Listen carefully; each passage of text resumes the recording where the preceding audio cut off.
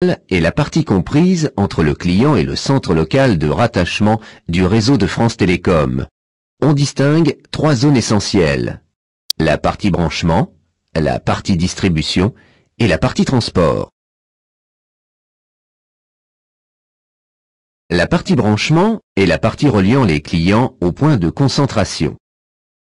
Ces liaisons sont réalisées avec des câbles en cuivre de faible capacité. Comment sont faits ces câbles en cuivre? Les lignes sont toujours composées d'une paire de fils, un positif, un négatif, pour transmettre la voix et les données sous forme de fréquences. En France, la plupart des câbles sont organisés par regroupement de 7 paires de fils de cuivre. Cette structure permet d'optimiser le diamètre des câbles. Suivant la capacité recherchée, les câbles reproduisent ce type de regroupement par multiples de 7. Mais dans un chalet en haute montagne, on doit amener un câble jusque là-bas? La connexion n'est pas toujours possible par câble. En zone montagneuse, par exemple, on utilise la transmission radio. Des équipements émettent et reçoivent les communications par faisceau hertzien. C'est la boucle locale radio. Au-delà du point de concentration commence la partie distribution. Des câbles de moyenne capacité relient les points de concentration à un sous-répartiteur. En amont de la partie distribution, on découvre la partie transport. Chaque sous-répartiteur se connecte à un répartiteur via un câble de forte capacité. Le répartiteur centralise les requêtes des sous-répartiteurs et transmet les informations que lui fournit le commutateur d'abonnés. Les commutateurs à autonomie d'acheminement sont capables de mettre eux-mêmes les clients en relation. Le répartiteur centralise les branchements de tous les clients. Comment ça? Chaque paire de cuivre correspondant à un client est reliée au répartiteur grâce à une jarretière. C'est ainsi que deux correspondants sont reliés. Chaque client est relié au CAA via le répartiteur. Les structures en arborescence permettent de répondre aux besoins d'un grand nombre de clients. Cette structure tient son nom de sa ressemblance avec la disposition d'un arbre. Certains clients ont des besoins plus spécifiques en termes de débit et de fiabilité. L'organisation, dite en anneaux, fut créée pour répondre aux attentes des industriels, PMI et PME. Utilisant la technologie des fibres optiques, l'anneau fait circuler des données en garantissant un débit et une qualité très élevée. Ce type de réseau est dit fédérateur. Les données peuvent être acheminées dans un sens ou l'autre de l'anneau. D'accord, mais à quoi ça sert? En cas d'incident sur une des voies, les données peuvent toujours circuler en utilisant la partie intacte de l'anneau. La communication est dite sécurisée. Les données peuvent toujours circuler pendant la réparation du câble. Il existe plusieurs types d'infrastructures suivant les parties de la boucle locale. La partie branchement développe le câblage de façade.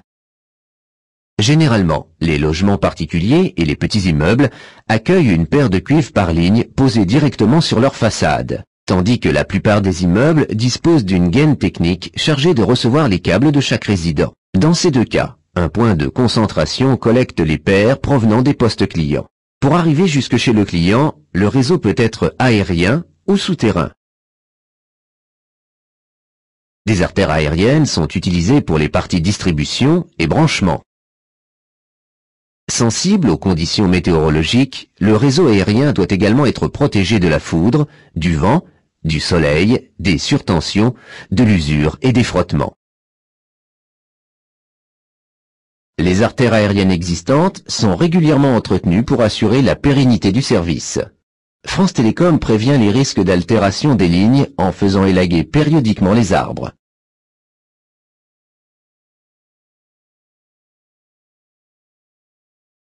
Le réseau souterrain permet de franchir certains obstacles sans dénaturer le paysage. La pose de câbles en pleine terre ou bien par tirage dans des gaines spécifiques, tubes, canalisations, chambres en béton et chambres en plastique, fait appel aux techniques du génie civil. Les solutions souterraines sont employées pour les parties distribution et transport en raison du gabarit des câbles de grosse capacité. Pour protéger ce type d'infrastructure, des systèmes sont utilisés à divers niveaux du réseau. Les câbles sont raccordés entre eux au moyen d'une épissure protégée par un manchon étanche. Afin d'empêcher l'infiltration d'eau, France Télécom a adopté un système de pressurisation des câbles.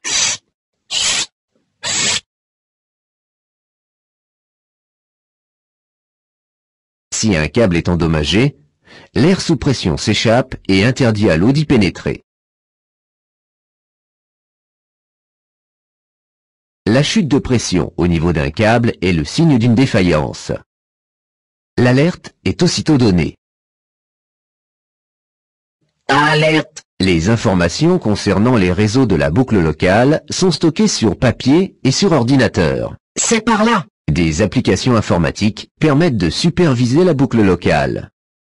Les anomalies sont signalées aux exploitants de la boucle locale. Ces bases descriptives informatisées fournissent les schémas, les itinéraires des câbles et identifient toutes les installations des clients. La maintenance est facilitée par la remontée automatique des alertes ressources. Les flux de capacité sont contrôlés. Chaque paire de transport, distribution et branchement renvoie des indications détaillées. Le dégroupage de la boucle locale est la location de cette partie du réseau de France Télécom à d'autres opérateurs. La partie du réseau rendue accessible est comprise entre le répartiteur et le client. Un opérateur concurrent connecte alors ses propres commutateurs à la boucle locale louée. France Télécom propose deux types de dégroupage: l'accès au cuivre nu et le partage de la ligne. Pour la première solution, c'est l'ensemble de la paire de cuivre qui est louée à un opérateur. Celui-ci peut offrir à ses clients tous les services qu'il souhaite. Le deuxième type de dégroupage est le partage de la ligne. France Télécom gère la téléphonie et l'opérateur concurrent loue la capacité au débit de la ligne.